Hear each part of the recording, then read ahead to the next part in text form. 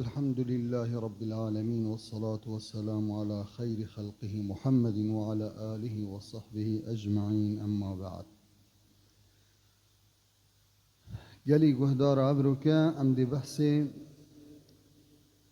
فضل ليلة القدر كل ناف شبابت دي دس بيكتن أف شبهني شبكة مباركة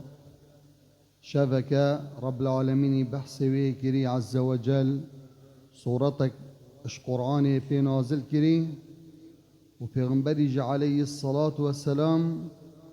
جلا والتعب عند المشقات بخشيت كرد في شبهني ده أف شبهني تمتي هشتي وسي صلاة زيادترا طاعتي بي شوان شبد ليلة القدر تيضاني اجبرند رب العالمين اجبر قيمتي في شباهني وهو بحثي شبا ليلة القدر كرت رمضان دا رمضان دا اف شباهني آتي دا رب العالمين النابي كر شبكي مبارك إنا أنزلناه في ليلة القدر قرآن منازل كرت شبا ليلة القدر دا ذي شبا قدر قيمت دا قرآن نازل كر إش لوح المحفوظ ببيت العزة اشتهنج منجم دي في حواجد عالمي محتاجات عالمي قرآن 23 صالة كامل بو پیغمبري نازل بي عليه الصلاة والسلام وقرآن مصدرين معجزة سر عردي قرآن معجزة حمي پیغمبرا هر معجزة پیغمبرا که هاتبتن الديف چوناوي پیغمبري او معجزاوي نما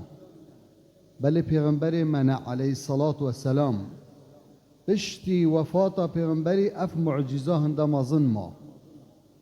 وديمينت حتى خدي تعالى حزبكت واختراكت أذبي شبهني دا رب العالمين بشتن إنا أنزلناه في ليلة القدر وما أدراك ما ليلة القدر ليلة القدر خير من 1000 شهر ما قرآن نازل كرد شبه ليلة القدر دا ما دب چزاني أجر الثواب في شبهني چند يا محمد هكرم بوتنا بيجن يا پیغمبر من شبا ليلة القدر خير ترى اش 1000 هيبا طاعتي 1000 هيبا وطبعا شبد ليلة القدر تداني يعني او معناه معلومة شبهني هر سال رمضان دا اف شبهني هاي خير ترى 1000 هيبا وملائكة رب العالمين يترحمي نازلت بنت في الشبيدة جبريل نازلت بن عليه السلام ملائكة رحمة نازلت بن